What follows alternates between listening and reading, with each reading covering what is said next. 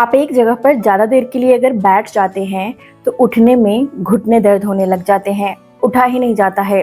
या अगर सीढ़ियाँ चढ़ने उतरनी पड़े तो भी घुटनों में दर्द देखने को मिलता है। इस वजह से आप कहीं भी ज़्यादा देर तक बैठते नहीं हैं या कहीं घूमने जाना पसंद नहीं करते हैं। घुटने दर्द से अगर आप परेशान हो रहे हैं तो आज मैं आपको बता रही हूँ घरेलू उपचार, जिसमें पूरे दिन का रूटीन आपके साथ शेयर कर रही हूँ। बहुत ही आसान तरीका है, इसे करना शुरू कर दीजिए जिससे आप अपने घुटने को बचा सकेंगे। अगर आप चाहते हैं कि आपके घुटने हेल्दी तरीके से ठीक हो जाएं, आपको ऑपरेशन कराने की आवश्यकता न पड़े या घुटने में कोई भी लुब्रिकेशन की यानी साइनोवियल फ्लूइड जिसे हम चिकनाई बोलते हैं उसकी इंजेक्शन लगवानी ना पड़े, और दर्द जो हो गई हैं, सूजन जो हो गई हैं, उसको पूरी तरीके से ठीक कर पाएँ घर में ही कुछ चीज़ों की मदद से और खुद से थोड़ा सा मेहनत करके, यानी कि कुछ बातों पर ध्यान रख के, कुछ लाइफस्टाइल चेंजेस करके। तो यह वीडियो आपके लिए बहुत ज़्यादा हेल्पफुल होने वाली है। हेलो एवरीवन, मेरा नाम प्रीति देव है। मैं एक सर्टिफाइड न्यूट्रिशनिस्ट, फूड टेक्नोलॉजिस्ट, आप सभी की हेल्थ ट्रेनर हूँ। अक्सर जब हमारे घुटनों में दर्द शुरू हो जाती हैं तो हमारा मन बिल्कुल भी किसी बातों में नहीं लगता, क्योंकि घुटने जो होते हैं, दोनों पैर के हों चाहे एक पैर के हो, वो हमारे लिए हमारे पूरे शरीर का वजन जो है वो भार उठाते हैं, और हम सारे काम जो है वो पैरों की मदद से ही करते हैं। और वहीं पर अगर घुटनों में दर्द शुरू हो जाता है तो कोई काम हम ठीक से कर ही नहीं पाते, क्योंकि घुटनों का दर्द काफ़ी तेज़ हो जाता है। वहाँ पर सूजन अगर रहने लग गया है या घुटनों से कट-कट की आवाज़ आने लग गई है, तो आपको सबसे पहला जो काम करना है वो करना है एंटी इन्फ्लामेटरी खाने शुरू करने हैं। उसके पहले आपको जो इन्फ्लामेशन पैदा करते हैं उन खानों को बंद करना है। अब इन्फ्लामेशन कौन कौन से खानों से आपको हो सकता है? कुछ लोगों को दूध और दूध से बनी चीज़ों से इन्फ्लामेशन हो जाती है, तो आपको ध्यान रखना है कि आप दूध जब लेते हैं तो आपको गैस बनती है, तो आपको बिल्कुल दूध को छोड़ देना चाहिए। या कोई भी ऐसा खाना जिसे खाने के बाद आपको वो पचती नहीं है, गैस बनाने लग जाती हैं, उल्टी मतली आने लगती हैं, तो वैसे खाने को सबसे पहले आपको छोड़िए। दूसरा आपको उपाय जो करना है वो रिफाइंड चीज़ों को छोड़ देना है, जैसे कि रिफाइंड तेल, चाहे वो जितने भी हेल्दी उस पर लिखा हुआ हो ये हेल्दी है, अगर रिफाइंड लिखा है तो आपको घर में नहीं लाना है। शुद्ध तेल में खाना बनाइए, सरसों तेल में खाना बनाइए, नारियल तेल में खाना बनाइए, रिफाइंड तेल में खाना नहीं बनाइए। तीसरी चीज़ जो करनी है वो मैदा से बनी चीज़ें और रिफाइंड शुगर जो होती हैं, यानी रिफाइंड चीनी, जहाँ भी रिफाइंड लिखी है उन सब चीज़ों को पहले छोड़ देना है। हमारे शरीर में बहुत ज़्यादा जब सूखापन आ जाता है, सूखापन यानी कि ड्राइनेस, यह क्यों आता है? जब हम ऐसी चीज़ों का सेवन करते हैं जिनमें जान नहीं है, जैसे कि ऐसी चीज़ें जैसे कि मैदा से बनी चीज़ें जिनकी बहुत ज़्यादा प्रोसेसिंग की गई हों, चाहे वो मशीन से की गई हों, तो उनकी जितनी भी मॉइस्चर होती हैं, यानी उनकी नमी जो होती है उनको नष्ट कर दी जाती हैं। उनके जितने भी ज़रूरी पोषक तत्व होते हैं उनको नष्ट कर दी जाती हैं, ताकि उनकी शेल्फ लाइफ को बढ़ाया जा सके, यानी कि उनको लंबे समय तक स्टोर करके रखा जा सके, उन पर कोई उनको ख़राब ना हो, इसलिए प्रिजर्वेटिव डाला जाता है। और पैकेट बंद खाने जो होते हैं उनको आप छोड़ दीजिए, क्योंकि ये सारे खाने जो होते हैं इनमें पानी की मात्रा ना के बराबर होती है, और ये हमारे शरीर के अंदर जो जाती हैं वो ड्राइनेस पैदा करती हैं, सूखापन पैदा करती हैं, जिससे हमारी घुटनों की चिकनाई खत्म हो जाती है। ये खाने जब हमारे शरीर के अंदर जाते हैं तो हमारे शरीर के जितने भी न्यूट्रिएंट्स हैं, जैसे कि कैल्शियम हो गया, हड्डियों से खींचने लग जाते हैं, या न्यूट्रिएंट जो हो गई हमारी मांसपेशियों से खींचने लग जाते हैं, जिससे उम्र से पहले हमारे घुटने खराब हो जाते हैं, जिनमें ऑर्थराइटिस, ऑस्टियोपोरोसिस या कई सारी तकलीफ़ें, कई केस में रूमेटॉइड आर्थराइटिस, ये सारी समस्याएं उत्पन्न होनी शुरू हो जाती हैं। तो आपको क्या करना चाहिए? सबसे पहले ये सारी चीज़ों को पैकेट बंद खाने और रिफाइंड चीज़ों को छोड़ देना है, और जो इन्फ्लामेशन पैदा कर रही हैं, जो खाने से आपको पाचन नहीं हो रही हैं, वो छोड़ दीजिए। अब चलते हैं, हम शुरू करते हैं कि हमें क्या क्या चीज़ों को खाना चाहिए। मैं स्टेप बाय स्टेप आपको बताऊंगी कि आपको क्या करना है, बहुत ही आसान तरीका। सबसे पहले मैं आपको ले चलती हूँ अपने किचन में, बताती हूँ कि आप अपने दिन की शुरुआत कैसे करेंगे। दिन की शुरुआत में अगर आप बिछावन पर से उतर रहे हैं और आपको पैर में दर्द हो रहा है, घुटने में दर्द हो रहा है, तो थोड़ी स्ट्रेचिंग एक्सरसाइज करेंगे। वो कैसे करना है मैं आपको इसके बाद बताती हूँ। तो चलिए पहले सुबह की मॉर्निंग ड्रिंक जान लेते हैं कि हमें दिन की शुरुआत कैसे करनी है। तो यहाँ पर आपको क्या करना है, सुबह में सबसे पहले अपने एक बर्तन ले लीजिए, चाय बनाने वाली जो बर्तन होती हैं, और इसमें आपको क्या करना है, एक छोटा कप या छोटी गिलास जो होती हैं उससे पानी डाल देना है। पानी को हल्का बस गर्म करना है, यानी कि गुनगुना करना है। और जैसे ही पानी हल्का गुनगुना हो जाता है तो हमें इसमें डालनी है जो हल्दी हम प्रयोग करते हैं वो डालनी, हल्दी का पाउडर। अगर आपके पास कच्ची हल्दी है तो कच्ची हल्दी कद्दूकस करके डालिए, वो सबसे ज़्यादा मदद करती है। ये एंटी इन्फ्लामेटरी होती हैं, ये इन्फ्लामेशन पैदा करने वाली जितनी भी चीज़ें हैं जो शरीर में इन्फ्लामेशन पैदा कर रही हैं उनको दूर करने में मदद करती हैं। लेकिन हल्दी की मात्रा ज़्यादा नहीं लेनी है, ये 2 पिंच यानी 2 चुटकी के बराबर ही लेनी है। 3 से 4 ग्राम काफ़ी होता है, इसमें डाल देनी है। और गैस का फ्लेम बंद कर दें। पानी गर्म हो चुका है, अब इसे कुछ भी पकाने की ज़रूरत नहीं है। हल्दी में करक्यूमिन होता है जो हमारे जो पेन है, दर्द है, उनको भी दूर करता है, सूजन को भी दूर करता है। हल्दी डालने के बाद आपको डालनी है इसमें ब्लैक पेपर पाउडर। तो मैंने ब्लैक पेपर पाउडर यानी कि काली मिर्च का पाउडर कूट के रख लिया है। ये आपको 1 ग्राम ही मिलानी है, यानी कि 1 चुटकी काफ़ी होता है। इसमें पेपरीन होता है और पेपरीन क्या करता है, हल्दी को हमारे शरीर में एब्जॉर्ब करने में मदद करता है। इसके बाद हमें डालनी है आपको जो मेथी के बीज होते हैं, मेथी के दाने, ये भी जो है इन्फ्लामेशन को हमारे शरीर से निकालते हैं। आपको कितना इसकी मात्रा लेनी है, देखिए ज़्यादा नहीं लेनी है। अगर भिगोया हुआ मेथी है तो बहुत अच्छी बात है, नहीं है तो इसे भी आप इस तरीके से डाल सकते हैं। मेथी को भिगो के ही इस्तेमाल करिए, मैं आपको डेमो दिखा रही हूँ इसलिए मैं ऐसे ही डाल दी हूँ। कितनी मात्रा लेनी है, आधा चम्मच मेथी काफ़ी होती है। इसे 1 उबाल लगा लेंगे। इसमें 1 उबाल हो जाता है, गैस का फ्लेम बंद कर देना है और इसे हल्का गुनगुना होने तक। इसमें 1 उबाल हो लग गई है तो हम इसे गैस छन्नी ले लेंगे, छानने वाली, और इसे छानकर हमने ग्लास में निकाल लेना है। अब इसके बाद कि घी हमें मिलाना है इसमें। ये अगर घी आप घर में बनाते हैं बहुत अच्छी बात है, बिलोने मेथड से आपको घी बनानी है।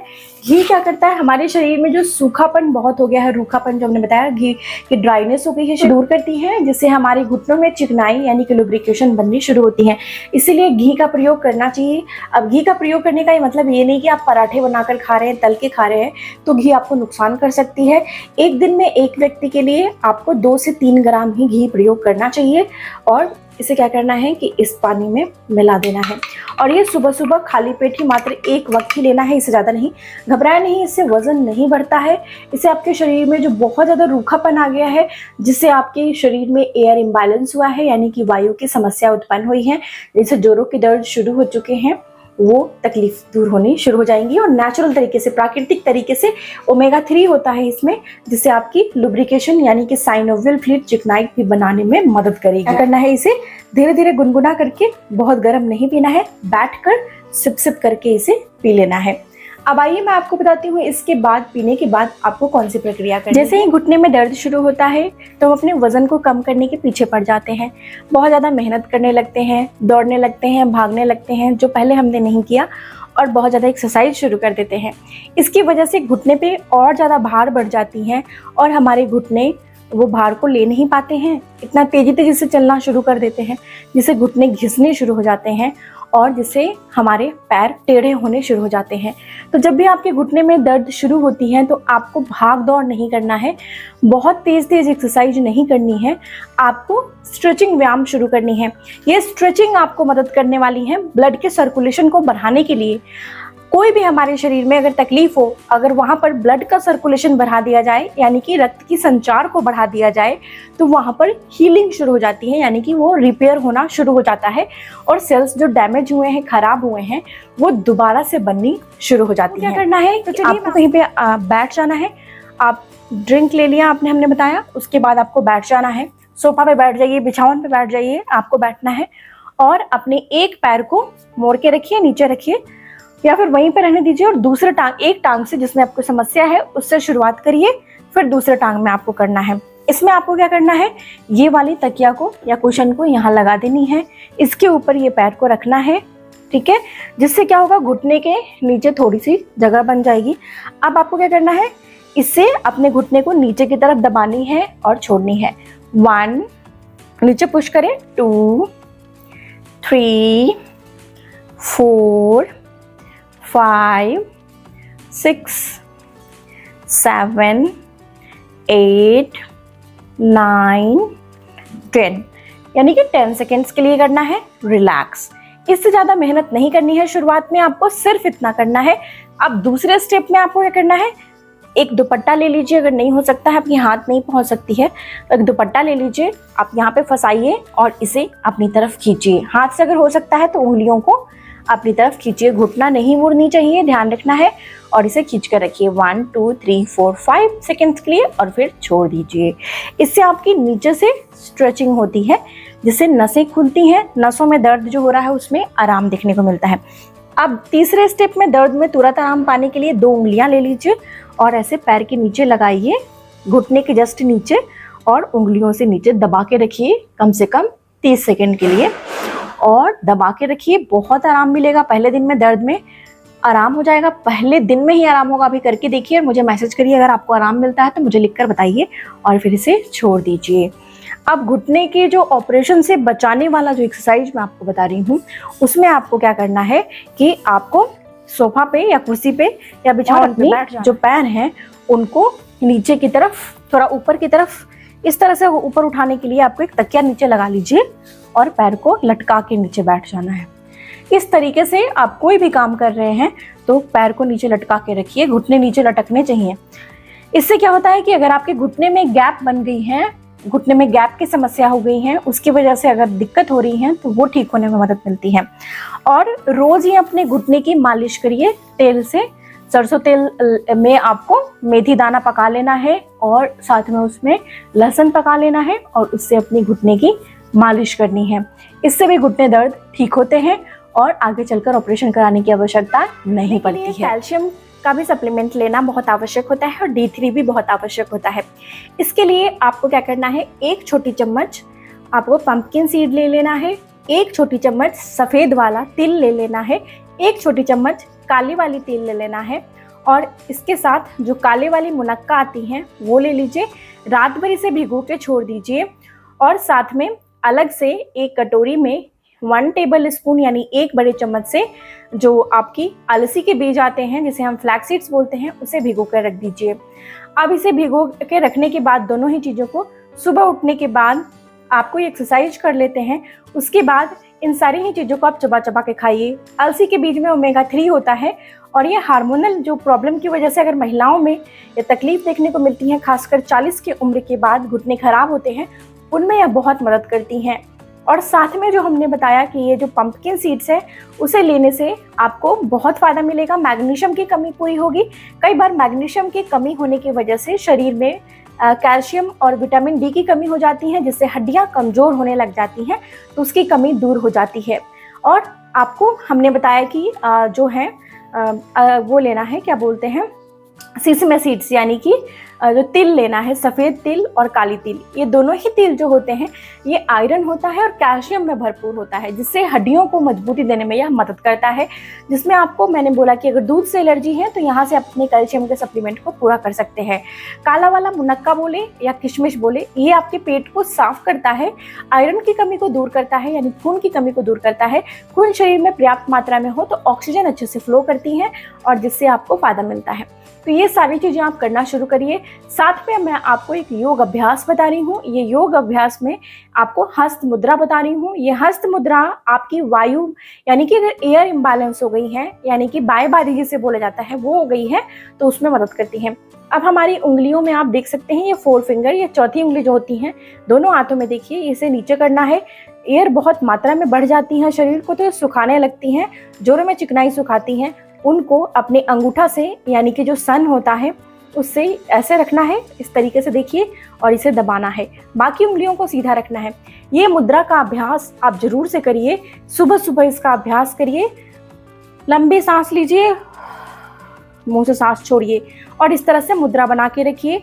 आपको कोई भी चीज़ अच्छी लगती है जो आप अभ्यास करते हैं, उस दौरान आप इस मुद्रा को बना के रखिए।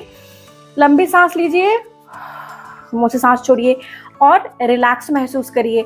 इसे दिन में 2 बार करिए, 3 मिनट सुबह और 3 मिनट शाम। ये बहुत मदद करती हैं शरीर को, जो स्ट्रेस है उनको दूर करने के लिए और शरीर में जो है ऑक्सीजन उनको बढ़ाने के लिए, जिससे भी घुटने की समस्या दूर होती है। मात्र जो उपाय मैं आज आपको बता रही हूँ उसे नियमित तरीके से करना शुरू कर दीजिए।